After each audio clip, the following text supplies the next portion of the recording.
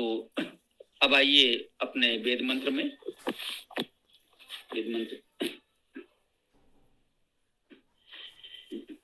ओम खम ब्रह्म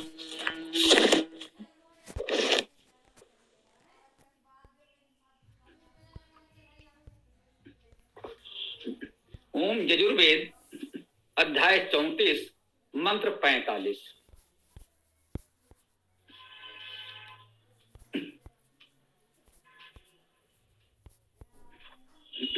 ओम घृतवती भुवनानां अभिश्रिया उर्वी पृथिवी मधुदुघे सुपेशसा द्यावा पृथिवी वरुणस्य धर्मणा विष्कभिते यजरे भूरिरे तसा।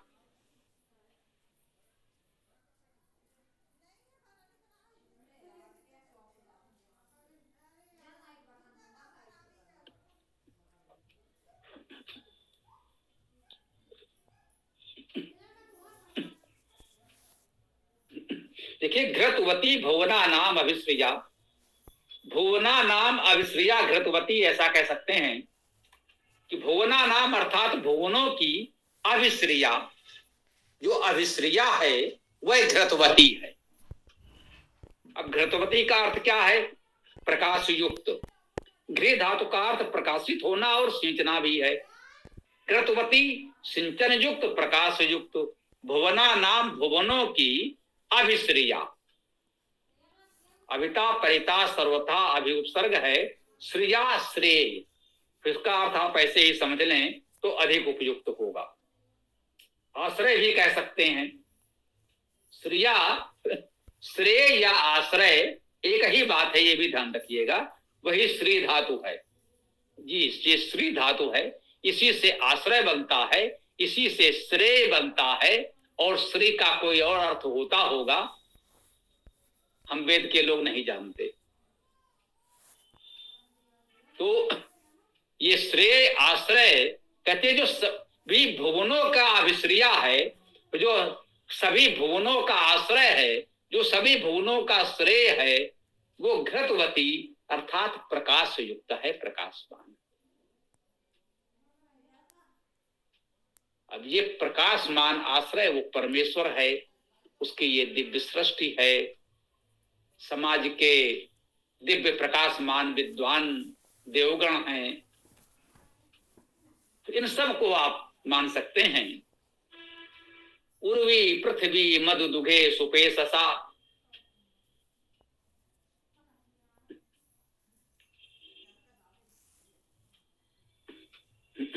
उर्वी में ये उर्वी धातु ही है, सहना समर्थ होना। वैसे इसमें हिंसा करने का अर्थ भी लिखा है, वो यहां ग्रहण नहीं कर पाएंगे। अब देखिए, इस धातु के 3 अर्थ लिखे हैं। सहना समर्थ होना तो एक ही बात है। सहन वही कर सकता है जो समर्थ हो, तो सहना समर्थ होना तो एक ही बात है। हिंसा करने का अर्थ भी है, कह सकते हैं जो समर्थ है वही हिंसा करेगा। ऐसा नहीं है, कभी कभी असमर्थ व्यक्ति व्यवस्था में हिंसा कर देता है, ऐसा भी होता है। तो हिंसा करना अलग अर्थ है और सहना समर्थ होना अलग अर्थ है। दो अलग अलग अर्थ इसमें हैं। तो आप दोनों ग्रहण करें या दो में से एक ग्रहण करें, ये आपके विवेक पर निर्भर है। यहां ऐसा लगता है कि हिंसा का अर्थ ग्रहण करने योग्य नहीं है हमारे विचार से। कोई ग्रहण करना चाहे तो ग्रहण करे और मंत्र का अर्थ करने का प्रयास करे, पता चल जाएगा। तो उर्वी का अर्थ हम कहते हैं सहनशील, समर्थ। पृथ्वी, देखिए पृथ्वी का विशेषण है उर्वी, तो पृथ्वी सहनशील है। पृथ्वी की सहनशीलता साहित्य में प्रसिद्ध है। तो पृथ्वी समर्थ है, हम सबको धारण करती है, पोषण करती है, और सहनशील तो है ही। क्या क्या सहन करती है ये पृथ्वी? मधु दुघे, मधु का दोहन करने वाले, मधु का दोहन करने वाली है ये पृथ्वी। मधु दुघे एक प्रकार से संबोधन भी है, चाहे तो उस रूप में ग्रहण कर सकते हैं। सुपेश सा, सुंदर पेश वाली है। अब ये पेश क्या है जानते हैं? इस पेश का अर्थ भी गति है। इस धातु का अर्थ भी गति ही है। पेश धातु का अर्थ जाना है और भरना, भरण पोषण करना भी है। सुपेशसा का अर्थ हो गया सुंदर, उत्तम भरण करने वाली और उत्तम गति वाली। अब देखिए पृथ्वी की गति कितनी निश्चित है। निश्चित समय पर दिन और रात्रि होते हैं पृथ्वी की गति के कारण। निश्चित समय पर ऋतुएं होती हैं, वसंत, ग्रीष्म, वर्षा, शरद आदि। पृथ्वी की गति के कारण पृथ्वी की गति कितनी उत्तम, कितनी व्यवस्थित, कितनी नियमित है, तभी तो जीवन यहां पर पनप रहा है, फल फूल रहा है। तो पृथ्वी उत्तम गति वाली है और उत्तम भरण पोषण करने वाली भी है। हम सब जीवों का भरण पोषण हो रहा है इस पृथ्वी पर, तभी तो यहाँ जीवन संभव है।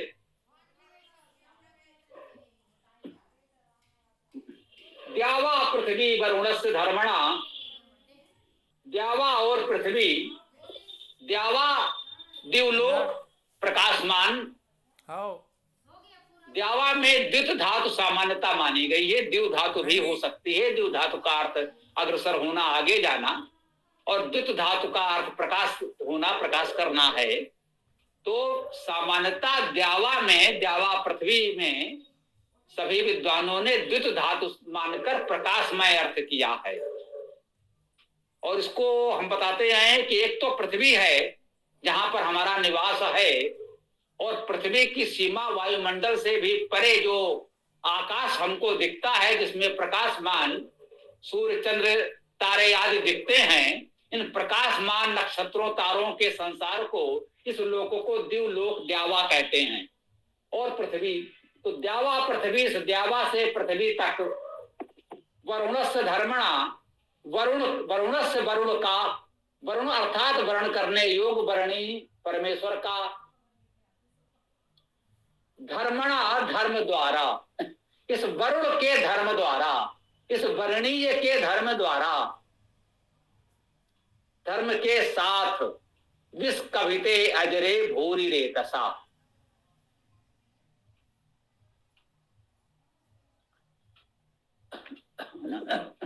विष कविते अजरे भूरि रेतसा,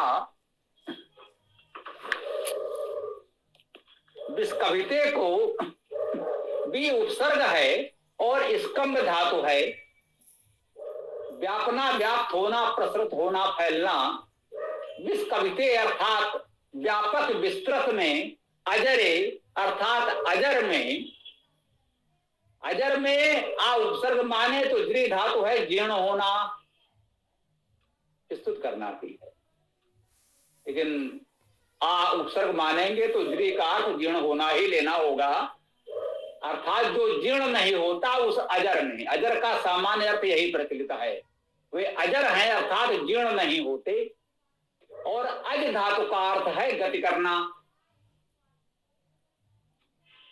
तो अजरे का अर्थ हुआ गतिशील में, दोनों ही अर्थ ग्रहण कर सकते हैं। भूरि अव्यय है, इसका अर्थ है बहुत। रेतसा, रेतसा में भी री धातु का अर्थ जाना, चलना, गति करना है। भूरि रेतसा अर्थात बहुत अधिक गतिशील। तो विस्कविते अजरे भूरि रेतसा कह रहे हैं। द्यावा पृथ्वी वरुणस्य धर्मणा, कि द्यावा और पृथ्वी, दिवलोक और पृथ्वी लोक वरुण वर्णी परमेश्वर के धर्म के साथ विस्कविते विशेष रूप से स्कंभित अर्थात व्याप्त हैं। अजरे अजर हैं, जीर्ण नहीं हो रहे हैं। भूरि रेतसा बहुत अधिक गति के साथ व्यवस्थित, अवस्थित हैं, स्थित हैं, ऐसा इसका भाव हम ग्रहण कर सकते हैं। तो इस मंत्र की चर्चा लगभग पूर्ण होती है। कह रहे हैं घृतवती भुवना नाम अभिश्रिया, पूर्वी पृथ्वी मधु दुघे सुपेशसा। ये कहा है कि जो सभी भुवनों का श्रेय आश्रय है, ये पृथ्वी है, मधु का दोहन करने वाली है, प्रकाश से युक्त है, और द्यावा से पृथ्वी तक सब कुछ वरुण के धर्म के साथ व्याप्त है, व्यापक है, अजर है, भूरि रेत सा बहुत अधिक गति के साथ अवस्थित है। देखिए संपूर्ण सृष्टि गति के साथ अवस्थित है, गतिहीन कुछ भी नहीं है। पृथ्वी के साथ हम गति कर रहे हैं, इसलिए हमारे सापेक्ष पृथ्वी और पृथ्वी के साथ सापेक्ष हम तो स्थिर हो सकते हैं, परंतु पृथ्वी गतिमान है, सभी ग्रह नक्षत्र तारे गतिमान हैं। चंद्रमा पृथ्वी की परिक्रमा कर रहा है, पृथ्वी सूर्य की परिक्रमा कर रही है, सूर्य भी किसी महासूर्य आकाश गंगा के केंद्र की परिक्रमा कर रहा है। ये सभी आकाश गंगाएं किसी सृष्टि के अन्य महान केंद्र की परिक्रमा कर रहे हैं। अब तो आधुनिक विज्ञान ने भी आपको ये बहुत कुछ बता दिया है, उससे वेद की बातों को समझने में सुविधा हो रही है। हम इतना ही कहेंगे, हम ये दावा करने नहीं जा रहे कि आधुनिक विज्ञान से कहीं अधिक विज्ञान आपको वेद में मिलेगा, ये सारी खोजें वेद में हैं और वेद से ही हुई हैं। हम ऐसी कोई बात नहीं करने जा रहे, इतना तो कह ही रहे हैं कि जो रहस्य आधुनिक विज्ञान ने आपके समक्ष खोल दिए हैं, उससे कम से कम वेद के रहस्यों को समझने में आपको सुविधा अवश्य होगी। यदि ये जानकारियां न होती तो ये तो पहेलियां लगती कि ये वेद ने क्या कह दिया है, ये कैसे होगा, कैसे संभव है। जिनको इसकी जानकारी नहीं है वो कैसे समझेंगे। तो ये ठीक है कि प्राचीन ऋषियों को, महान विद्वान आचार्यों को इस सृष्टि की गतियों का, अवस्थिति का, सृजन का कुछ तो अनुमान था। हो सकता है उनकी गणनाएं, उनकी जानकारियां उतनी सटीक न रही हों जो आधुनिक यंत्रों से प्राप्त हो रही हैं। पुलकित जी इस पर बहुत अच्छा कार्य कर रहे हैं, बहुत बहुत बधाई उनकी अभ्युदय टीम को। तो आज के इस मंत्र चर्चा को हम यहाँ विराम दें। किसी को कुछ कहना हो, प्रश्न विचार आदि तो रख सकते हैं। ओम खम ब्रह्म।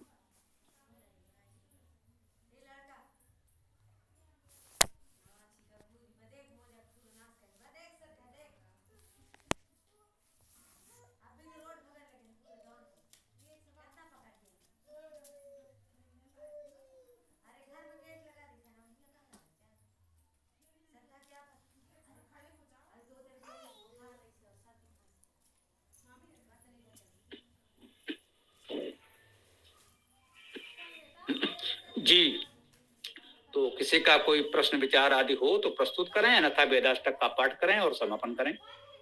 देखिए पुलकित जी जो भी हो।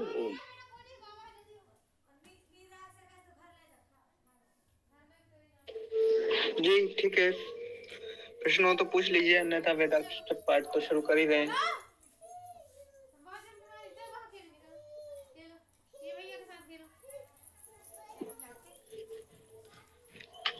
जी ठीक है, तो वेदाष्टक पाठ ही कर रहे हैं। ओम अग्निम ईडे पुरोहितम यज्ञस्य देवं ऋत्विजं होतारं रत्नधातमम्। ओम ऋग्वेद अंतिम मंत्र। ओम समानव आकुति समान हृदयानि वा समानमस्तु यथा वा सुसहस्ति। ऋग्वेद अंतिम मंत्र।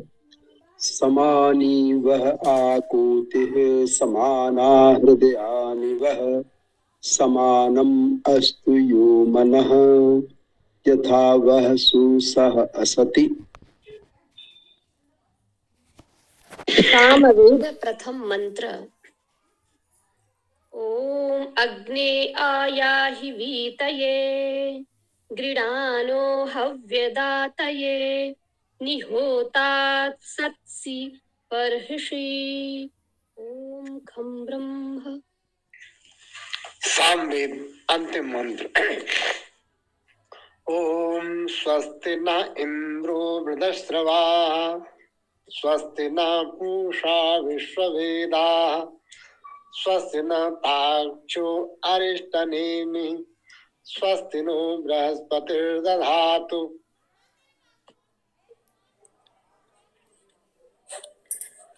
अथर्ववेद प्रथम मंत्र। ओम ये तिर्सप्ता पर्यन्ति विश्वरूपाणि विव्रता वाचस्पति वला तेषां तन्नो अद्य ददातु मे। अथर्ववेद अंतिम मंत्र। ओम पनायम तत् अश्विना कृतं वाम वृषभो दिवो रजसा पृथिव्या सहस्रं संसा उत एकविष्टो सर्वान् इततान् उपयाता पिबध्य।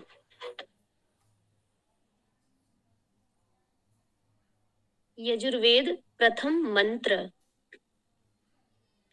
ओम ईशे त्वा ऊर्जे त्वा वायवः स्थ देवो वः सविता प्रारपयतु श्रेष्ठतमाय कर्मणे आप्यायध्वम् अग्न्याः इंद्राय भागं प्रजावतीः अन्मीवाः अयक्ष्माः मा वहस्तेन ईशत मा अघशंसो ध्रुवा अस्मिन् गोपतौ स्याद्बह्वीः यजमानस्य पशून् पाहि। ओम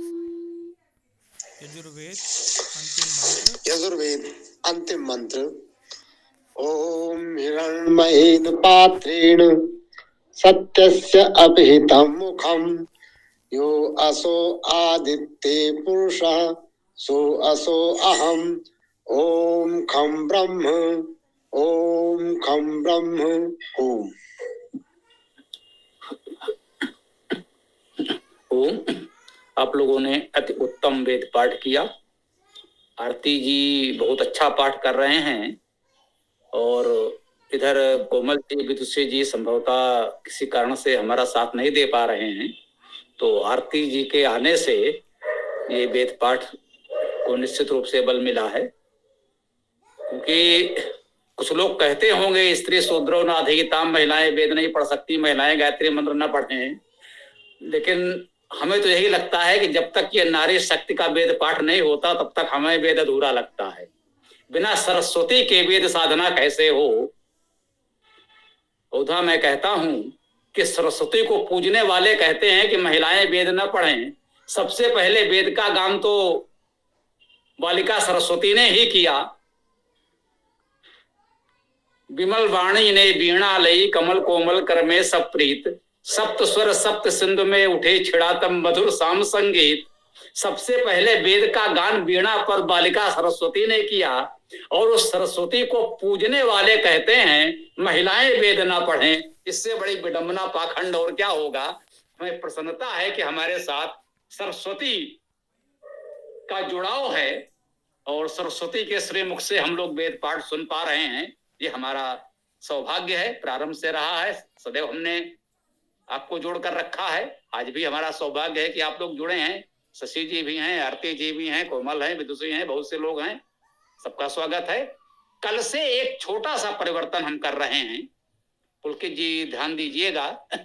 ये संस्कृत व्याकरण की कक्षा और वेद की कक्षा के मध्य में ये वेदाष्टक पाठ किया जाएगा, ठीक है ना। जब वेद की ये जब व्याकरण का प्रकरण समाप्त हो तो वेदाष्टक का पाठ कर लिया जाए और उसके पश्चात वेद मंत्र की व्याख्या प्रारंभ की जाए। बहुत बहुत जी ठीक है, आपने हमको समर्थन दिया जी, तो ठीक है। तो फिर आज के इस चर्चा को हम लोग विराम देते हैं और कल सायंकाल इस वैदिक संस्कृत वेद कक्षा में हम लोग पुनः मिलते हैं। ओम नमस्ते। आपके अति उत्तम वचन, धन्यवाद। शुभरात्रि। तो कल हम लोग पुनः मिलते हैं। इसमें एक चीज और जोड़ूंगा कि हालांकि कुछ दिन पहले मेरी चर्चा हुई थी किसी सज्जन से, तो उन्होंने भी कहा, बल्कि कोई टीवी पर भी बोल रहा था उसी संदर्भ में, तो हमने कहा भाई मैंने तो इतने वर्षों में कहीं पढ़ा नहीं कि स्त्रियों को शिक्षा से वंचित किया जाए। बोले नहीं, तो मैंने कहा भैया ठीक है, आपकी बात हो सकती थोड़ी देर के लिए। हमारे शास्त्रों में तो गार्गी का आता है नाम, अत्रि ऋषि की पत्नी अहिल्या है और अनुसुईया है, अहिल्या है, अनेकों के नाम आते हैं।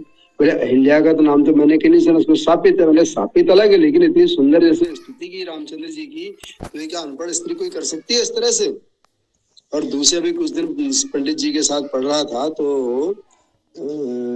दूसरे मंडल का कोई 41वां सूक्त है, उसमें भी कुछ आता है कि नदी तमे श्रेष्ठ तमे सरस्वती अप्रशस्ता प्रशस्ता मम बंडस्कृति। तो वहां भी तो हम जो सरस्वती को ही तो बोल रहे हैं, प्रवाह मानो नदियों में श्रेष्ठ हो, माताओं में श्रेष्ठ हो। तो पता नहीं कैसे लोग कहाँ से लेकर के आते और टीवी और तमाम जगह बड़े जोरों से प्रचार में चाहते हैं। उनकी तो क्या बोले उनको। आपने इस बात को रखा, बहुत दिन बाद मुझे सुनकर बहुत अच्छा लगा। तो चलिए कल हम लोग पुनः मिलते हैं। स्वामी पर्याप्त समय हो गया है, जी ठीक है। तो अच्छा हो कि इसको अब विराम दिया जाए। तो शेष चर्चा हम लोग कल कर लेंगे। ओम स्वस्ति, ओम नमस्ते, ओम खम ब्रह्म, ओम खम ब्रह्म, ओम खम ब्रह्म। नमस्ते गुरुजी।